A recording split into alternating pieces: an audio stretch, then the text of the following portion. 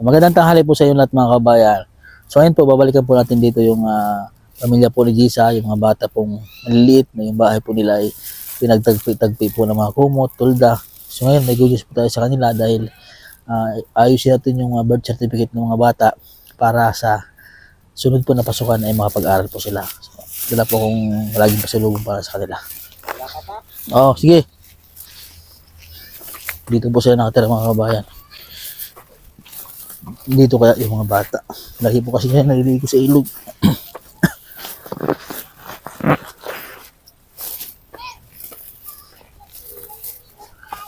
Ay, kumakain po sila oh. Hello! Ano tanghali? Kamusta po kayo? Kumakain kayo? Ay, hubad yung bata. Pabihis na lang po ate. Hubad si ano? Ano ulam nyo? Papaya po. Ha? Papaya. Saan kayo galing? Ulam po nila papaya. Ay, sinabawan. Be, sinabawan na papaya. Sarap yan. Masustansya. Ay, Gisa. Hubad po kasi yung isang kapatid niya. Sa ilog. Ha? Ay, sa ilog namin. Sa ilog lang? Sa ilog lang. Naglaba po kayo sa ilog? Asan si Jeron? Sa ilog po. Ha? Nasa ilog ba? Ano yan, sinabawan? Apo. Tinulang papaya. Masarap yan, tapos lagyan ng nor. Parang ding tinulang manok. Sige, kain muna kayo. Naabasi, kumakain po sila. Ay, kamusta ikaw? Oy, kakapi. Kakapi. Kita, oh. Mainit. Gusto niya mag-inom ng kape. Si Gisa, oh. Kain ikaw, Gisa. Ang dumi ng, ang dumi ng kuko mo. Ang dumi ng kamay mo, kumakain ikaw. Kakabulati ikaw. Ang gandang bata pa naman ni Gisa, oh. Ha? Ay, ibigay. Dinis, ikaw, oh, hugas muna ikaw bago magkain. Oh, may nail cutter ba kayo, Ate Dini? Wala po. Ha?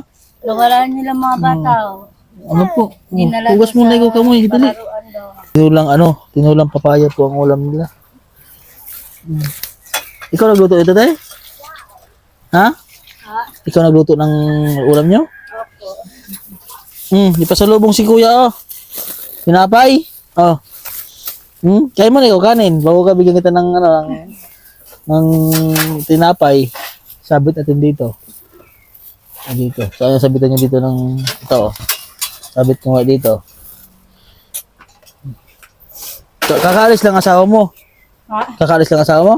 Kalis lang ha. Hindi pa nga kumain dito. Ay, Hindi kumain. Bakit di kumain?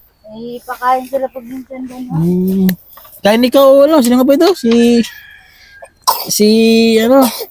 GB.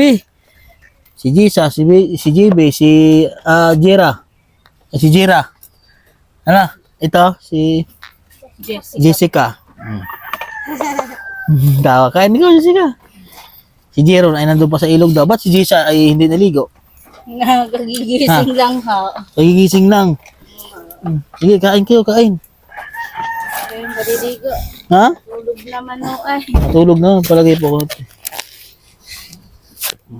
Sino natulog? Ari po. Kaya pala madungis. Di Kasi pa ito naligo. naman ay galing sa ilog po. Galing sa ilog. Kasi silang tatlo, nag-igib ka, tapos lang po nag-igib ha. Ay, nang tapos sa mag-igiboy, nagsiligon sila sa baba. Sino nagbubuhat ng tubig? Wilkins lang po. Ito sinasalin-salin lang nila. Aha. Saan sila nag-iigib?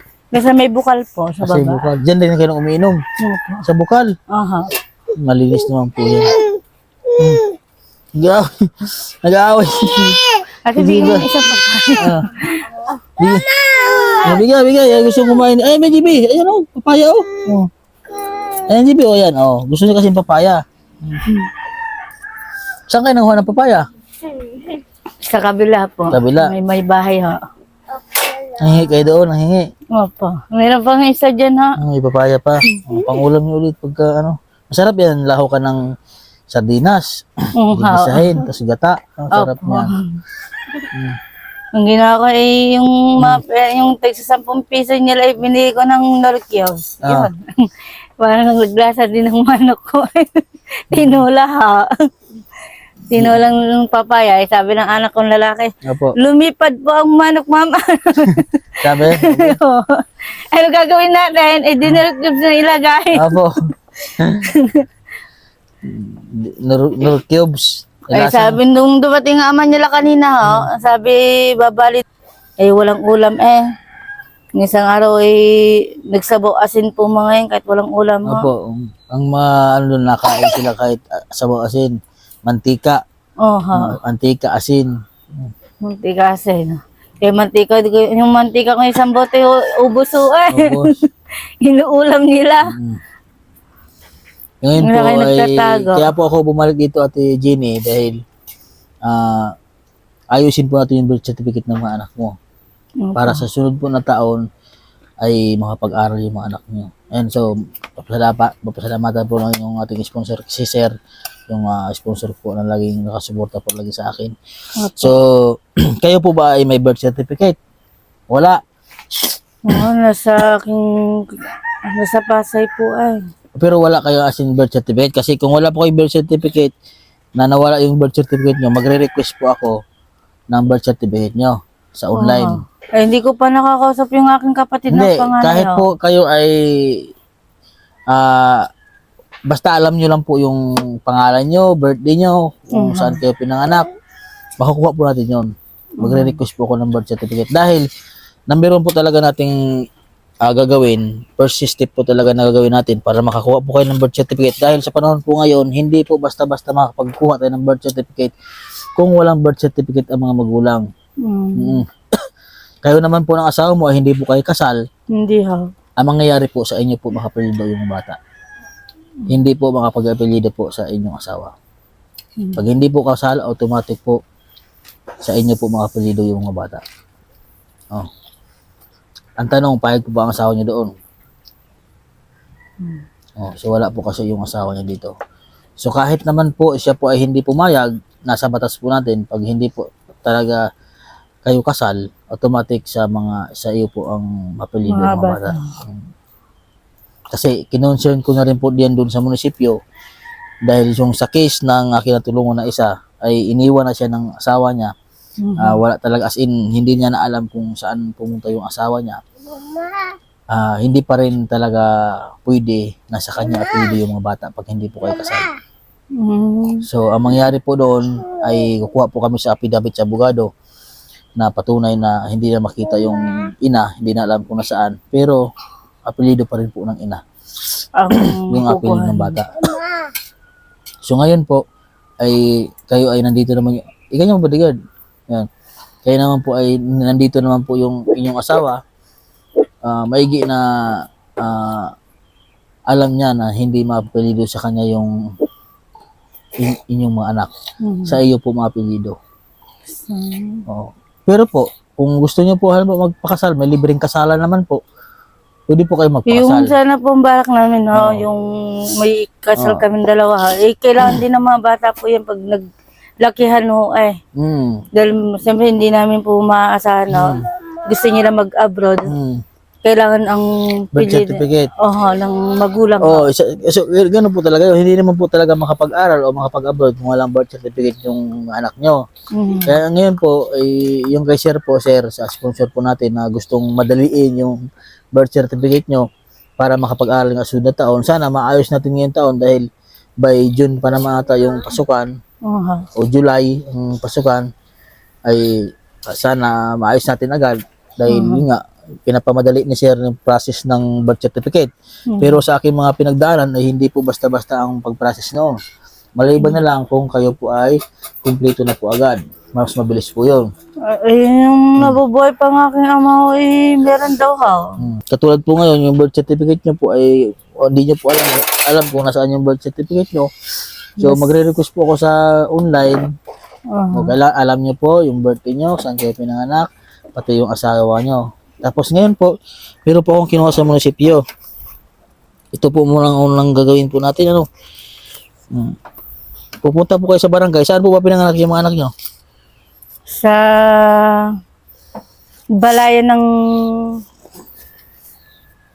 Saan po? center ha, ng balayan ha. Center ng balay, saan po banda yun? Ay, itong Papuntang Sampiro ha. Sampiro, ito pong lugar nyo ito. Kasi doon po dapat kayo kukuha sa mismong barangay nitong certificate.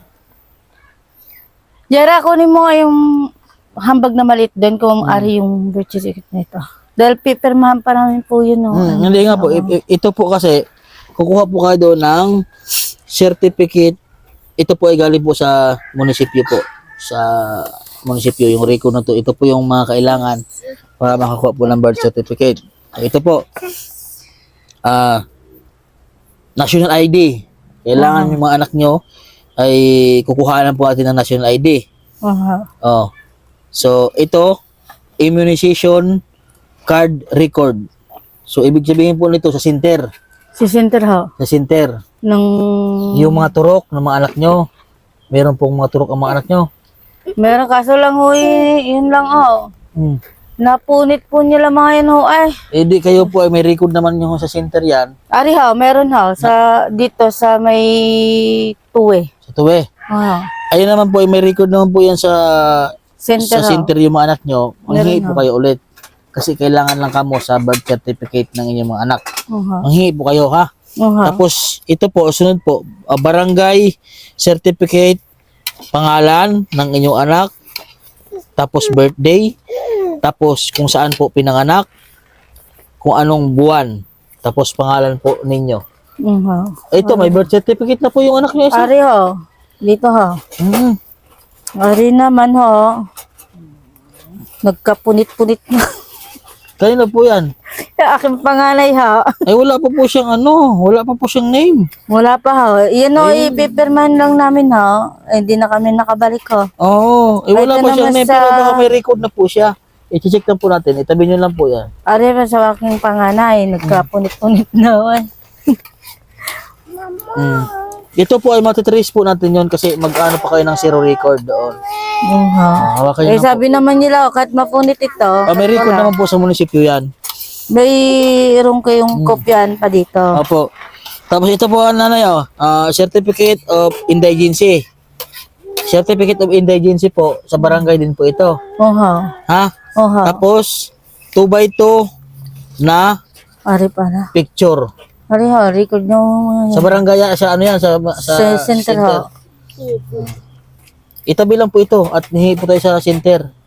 Kung ano po ay sasamahan ko po kayo para mabilis. Tapos marriage certificate ay hindi naman po kayo kasal. Hindi ho. Parents ID o sidula, mayroon po kayong ID mag-asawa. Hindi ho. Kung wala po kayong ID mag-asawa, kukuha na lang po tayo ng sidula sa munisipyo. Siya meron ho. National ID ho. Na okay yun. Wala po kayong ID. Wala ho. So, kukuha na lang tayo ng sidula sa munisipyo para mayroon po kayong patunay na na record. Sidula kasi po parents ID or sidula ang nakalagay po dito. So ang unahin niyo po Ate Jean ay yung national ID, samahan ko po kayo kumuha sa ito po ay sa Wilton Mark. Samahan ko po kayo. So kailangan magkasama po kayo mag-asawa. Okay. Tapos po ay itong barangay certificate na ipakita nyo lang to sa barangay. Okay. So, kasi dito na po sila sa dito na po sila sa tuwi. Pero dapat po, itong barangay certificate po ay kayo po ay pupunta doon sa kung saan pinanganak itong mga anak nyo.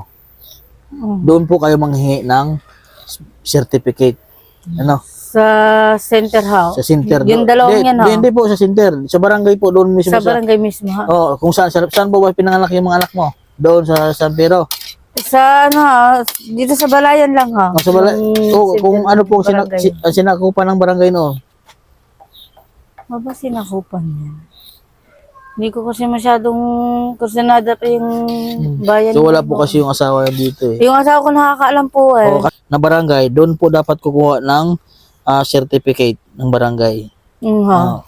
Hindi po dapat magkakaiba. Sa bahay lang po ito Sa bahay lang po yan. Ito Kung tatawagin pa namin yung magpipirma dito, ha? Oo, yun ang panganak sa kanya. Ha? So, yun yung gawin natin po muna ha. Tapos national ID muna para magka-record po agad doon sa munisipyo. Ibibigay agad nito para malista yung mga anak nyo. Tapos, kung sila po ba ay, makikita naman po yun doon kung sila po ba ay meron ng birth certificate o wala pa. Doon po sa zero record. Ano? Para yung mga anak nyo naman po ay makapag-aral. Nakakaawa naman po yung mga anak nyo pag hindi po makapag-aral. Yun na lang po ang silbing tulong namin po sa inyo. Ano? Yung mga papaaral yung mga anak nyo, magkaroon po ng birth certificate na hindi po pagdating ng panahon ay hanggang dito na lang. Ano? Dapat po ay tayo ay may pangarap po sa ating mga anak. No? Ay, gusto niyo lang pumasok doon. Sabi ko Huwag po tayo makontento kung anong may buhay tayo ngayon. Dapat yung mga anak natin, pangarapin natin na may marating. Ano? Ate Jenny. So ito po ay, huwag niyo po itong walain ha. Ibibigay ko po sa inyo ito. Tapos, wala po kasi yung asawa niya para makausap din natin. Kasi yun po yung alam yung asawa niya. Ito naman yung mga picture, mga 2x2. Samahan ko na lang po kayo. Meron naman po ata yung picturean eh. Meron nga. Samahan ko po kayo. So, mamasahin na lang tayo dahil wala po tayong sasakyan pa sa ngayon. Motor lang po kami. So, samahan ko na lang kayo, mamamasahin na lang ano. Para makapipicture yung mga anak nyo. So, dyan lang po muna para kasi yung certificate hindi yan dito sa mismong barangay nyo eh. Hindi ha. Doon po yan, doon sa Balayan ha. Balayan po yan. Ano? So, requestan ko po kayo ng birth certificate. Alam niyo po kung saan kayo pinanganak? Alam ko ha. Ano po ang tunay niyang pangalan? Jenny po talaga. Jenny. Ano po yung Jenny niya? J-A? G-N-N-Y. Y. Middle name? T ho. T. Pang-apelido? Si Corpus ho. Corpus. T-O-R-P-U-Z. Corpus. Ganyan po. Birthday niya po? July 19 po. July 19, 1995 po. 1995. Bata pa pala kayo. Magti-30 pa lang po kayo, Jenny, no? Kaya edad yung asawa ko. Kaya saan po kayo pinanganak? Sa Pasay ho. Sa Pasay kayo pinanganak? Pasay City? Pangalan po ng mama nyo? Rosalinda ho. Rosalinda. Tenorio ho. Tenorio. Anong gitna? Tirin ho. Ay, Tenorio. Abang gitna. Tagal. Wala lang. Basta Tenorio. Tenorio ho. Yan ho. Papa mo? Corpus ho. Apelyido pangalan po? Juni ho. Juni. Ang Juni niya po? Ano bang Juni? Juni. Tenorio. Ano pong middle name? Alam yung gitna? Si? Ha? Si ho. Mama mo? Ang gitna ng ako. Hindi ko masyado maano pangalan mo ngayon. Sige po. So, yung asawa niyo po, alam niyo po? May ano ba kayo sa aking kapatid ho? Wala. I-chat ko na lang po kung ano siya. Dahil sila may yung nakakaalam kasi. Dahil ako'y tagal kasi ako'y nawala sa kanila. Dito. Para ma-requestan ko po muna kayo ng birth certificate. Yan. May national ID siya. National ID ha? Pia Monte.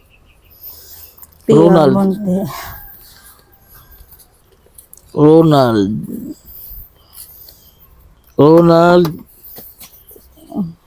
May gitna. Luntaw. Pia Monte.